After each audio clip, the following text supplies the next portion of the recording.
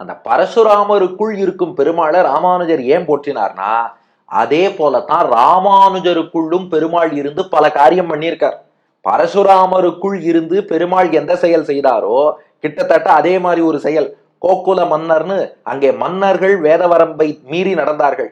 அதுபோல ராமானுஜர் காலத்தில் பல மனிதர்கள், பல பிலாசபி சொல்லக்கூடிய சித்தாந்திகள் வேதத்துக்கு முரணாக அர்த்தம் சொன்னார்கள். மூவழுகால்னு அங்கேயும் 21 தலைமுறைனா இங்கேயும் தலைமுறை தலைமுறையாக தவறான கருத்துக்களை புகுத்தி கொண்டே வந்தார்கள். ஒரு கூர்மழுவால் பரசுராமர் அந்த கோடாரியாலே அவர்களை வீழ்த்தினார்.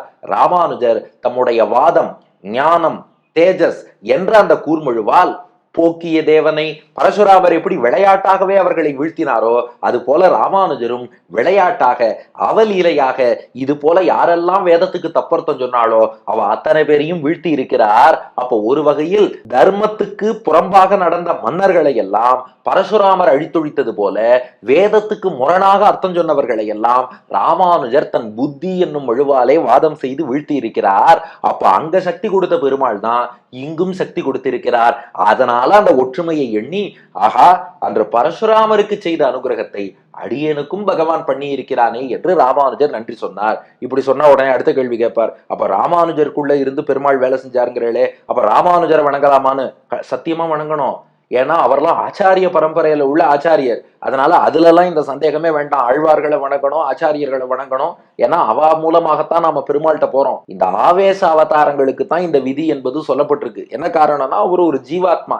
ஜீவாத்மாவை நாம வழிபடும் போது நமக்கு எந்த பிரயோஜனமும் கிடையாது. பரமாத்மாவை வழிபடணும். அதனால பூர்ணாவதாரத்தை வழிபடுங்கிறா.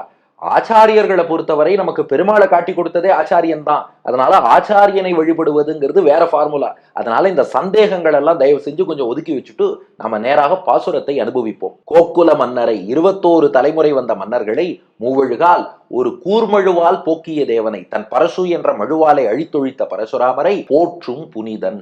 போற்றிய புனிதமானவர் ராமானுஜர். எந்த வகையில் புனிதமானவர் அப்படின்னா, யாரெல்லாம் ராமானுஜர் திருவடிகள்ல வந்து சேர்கிறார்களோ அவளெல்லாம் தன்னை போலவே ஆக்கிடுவாராம். ராமானுஜரிடத்திலே எவ்வளவு தூரம் பக்தி, ஞானம், வைராக்கியம் இது போன்ற நற்பண்புகள்லாம் நிறைந்திருக்கோ, அவர் திருவடியை நோக்கி யார் வராளோ அத்தனை பேருக்கும் தன்னை போலவே பக்தி, ஞானம், வைராக்கியத்தை கொடுப்பாராம். இந்த மனசு வேற யாருக்கு வரும்? ராமானுஜருக்கு தான் வரும். யாரா இருந்தாலும் சொல்றாங்க இல்லையா, பெரிய குருநாதரா இருந்தாலும் தன்னோட சீடனுக்கு எல்லாத்தையும் சொல்லி தர மாட்டார். ஏதாவது ஒரு வித்தியை மட்டும் சொல்லி கொடுக்காம மறைச்சு வைப்பார்னு. ராமானுஜர் அப்படி இல்லை. புனிதன், தூய்மையானவர். தனக்கு என்னென்ன பெருமைகள் உண்டோ தன் திருவடியை வந்தடையும் சீடர்கள் அத்தனை பேருக்கும் அதை கொடுக்கக்கூடிய அளவுக்கு புனிதமானவர். போற்றும் புனிதன், புவனமெங்கும் ஆக்கிய கீர்த்தி ராமானுசனை.